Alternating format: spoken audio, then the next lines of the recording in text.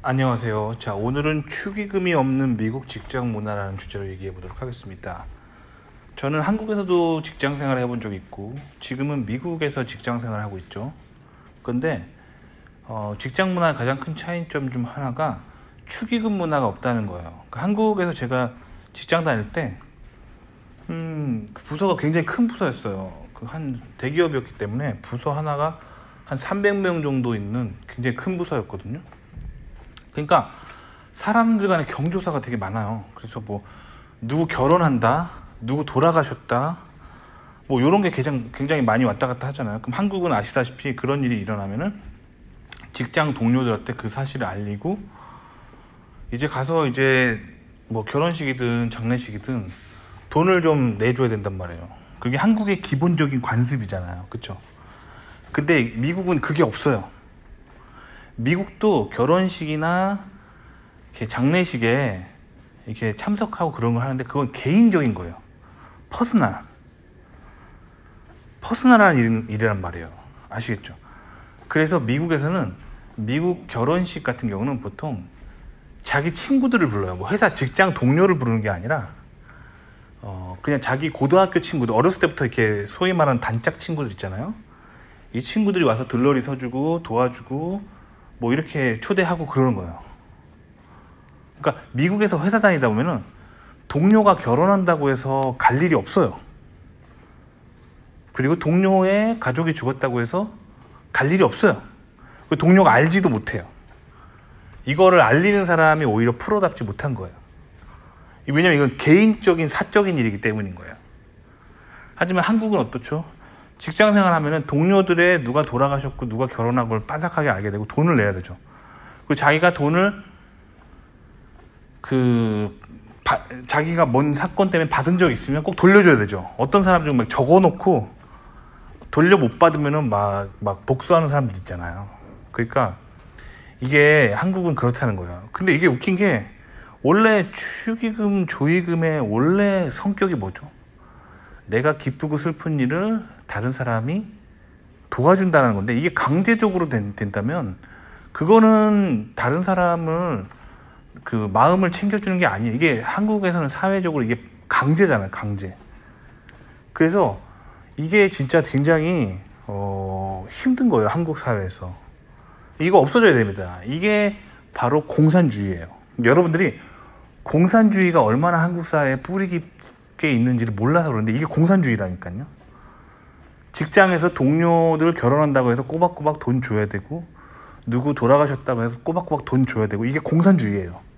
미국은 이 개념이 없습니다. 왜냐하면 미국 사람들은 그 성경적 가치관으로 사회를 구현했기 때문에 성경에서는 인간이 뭔가 사회 관습을 만들어 놓고 강제적으로 돈을 거둬야 되고 강제적으로 돈을 뜯어가지고 누굴 도와줘야 되고 이런 거를 성경에 의하면 악습이다라고 규정을 합니다. 아시겠죠? 그래서 성경이 보급된 국가들이 그래서 칼 마르크스의 마르크스 레닌주의 이런 걸 안 좋아하는 거예요. 칼 마르크스와 레닌주의, 말을 잘못했네요. 그 마르크스 레닌주의를 안 좋아하는 거예요. 왜냐면 마르크스 레닌주의의 핵심은 뭐냐면 인본주의예요. 인간이 인위적인 시스템을 만들어 놓고 돈 많은 사람들한테 돈을 걷어가지고 가난한 사람들한테 강제적으로 줘야 된다는 거죠. 그런 마인드로 나오는 게 사회주의 공산주의잖아요. 이게 똑같아요. 한국 축의금, 조의금 문화가 이 공산주의 사회주의적인 개념이에요. 한국 사람들이 이거에 너무 조선시대부터 너무 오랫동안 이게 빠져 있어가지고 이게 사회주의 공산주의인지 모르는 거예요. 이게 미덕이라고 생각하지만 미덕이 아니에요. 왜냐면 사람들이 이거 할 때 보면 기쁨으로 하지 않잖아요. 스트레스 받습니다. 근데 미국도 결혼하거나 사람 장례식 있을 때 도와주고 막 그런 것들 있지만 이거는 자발적인 거고 그렇기 때문에 회사에 알리지도 않아요. 개인적인 일입니다. 이해 가셨나요?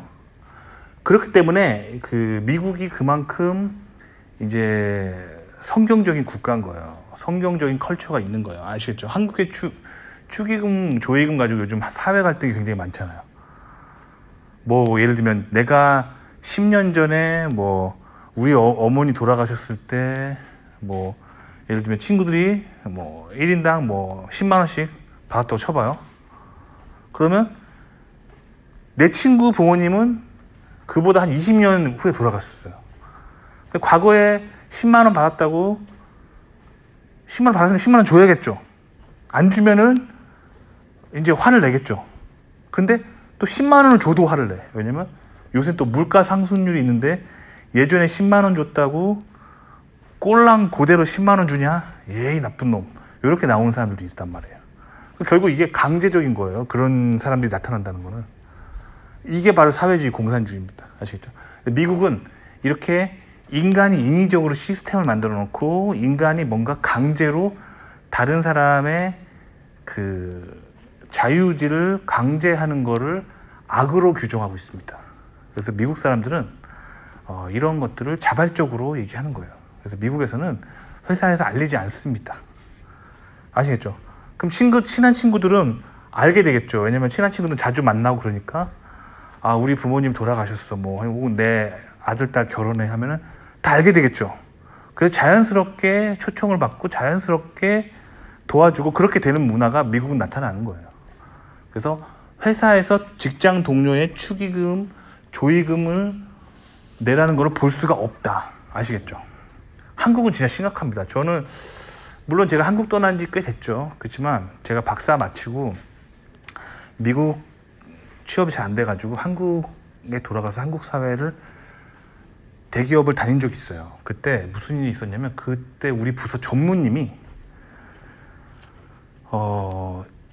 와이프의 어머니가 돌아가신 거예요. 그러니까 장모님이 돌아가신 거죠. 근데 저는 그때 그 단어 처음 들었어요. 빅모상이라는 단어 알아요? 빅모상.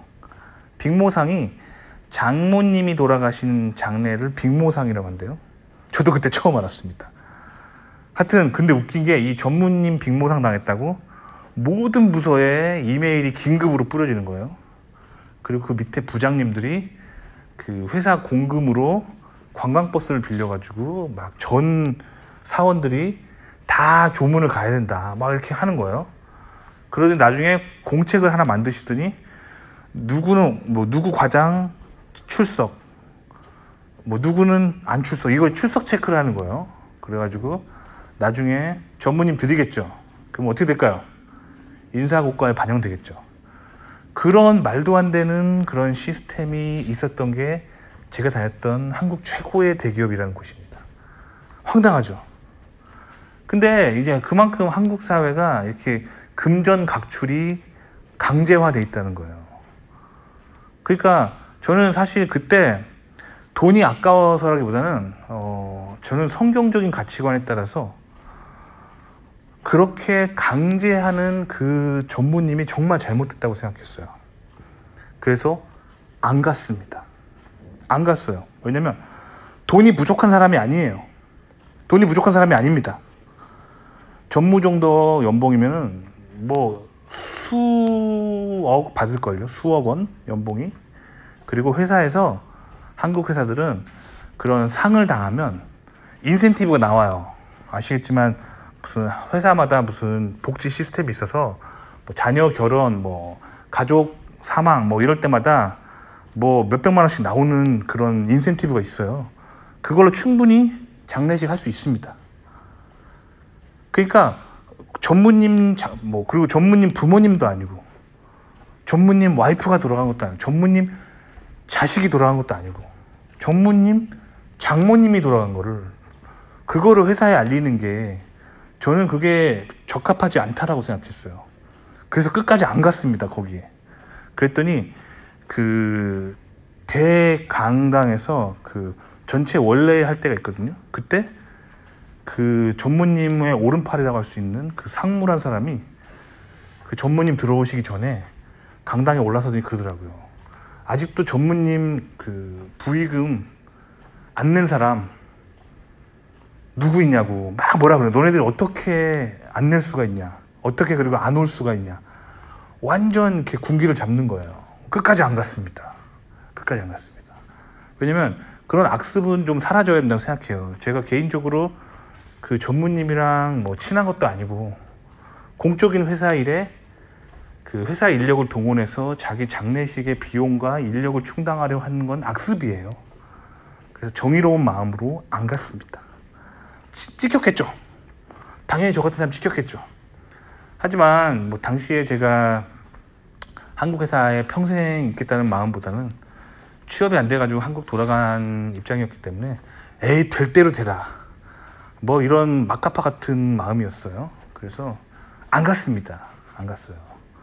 근데 지금 아무리 생각해도 그때 내가 옳은 일을 했다는 생각이 드는 거예요. 왜 그 자신의 지위와 권력을 이용해서 충분히 돈도 많은 인간이 자신의 장례식에 장례식이 아니라 자기의 장모님의 장례식에 비용과 그리고 그 노동력을 회사의 공적인 그런 힘을 이용해서 채우려 했냐는 거죠. 굉장히 황당합니다. 근데 그런 일이 있었음에도 불구하고 그게 사회적으로 문제가 안 된다는 것도 저는 이상해요. 미국에서 이런 일이 발생하면 개인적으로 뉴스에 날 일입니다. 대기업 VP라는 사람이 자신의 공권력을 이용해서 그 자신의 어떤 장모님 장례식에 강제 동원했다. 미국에서는 뉴스에 날 일이에요. 그러니까 한국에서 그만큼 옳지 않은 일이 사회 곳곳에 일어나고 있다는 거예요. 근데 이게 옳지 않은 일이라는 생각을 한국 사람들은 못합니다. 왜 못하냐면 이 거짓말이나 악도 매일 보고 들은 사람은 그게 거짓말이라는 거 모르고 그게 악이라는 걸 몰라요. 이거 악인 거예요. 직장에서는 동료나 특히 상사의 개인적인 사생활 때문에 돈을 내지 말아야 돼요. 그런 일이 발생한다면 그건 악한 사회입니다. 아시겠죠? 근데 한국 사람들이 이게 악하다는 걸 인식을 못해요. 그래서 오늘은 한번 생각해 보시라고 얘기를 해드려 봤습니다. 도움이 되셨길 바랍니다.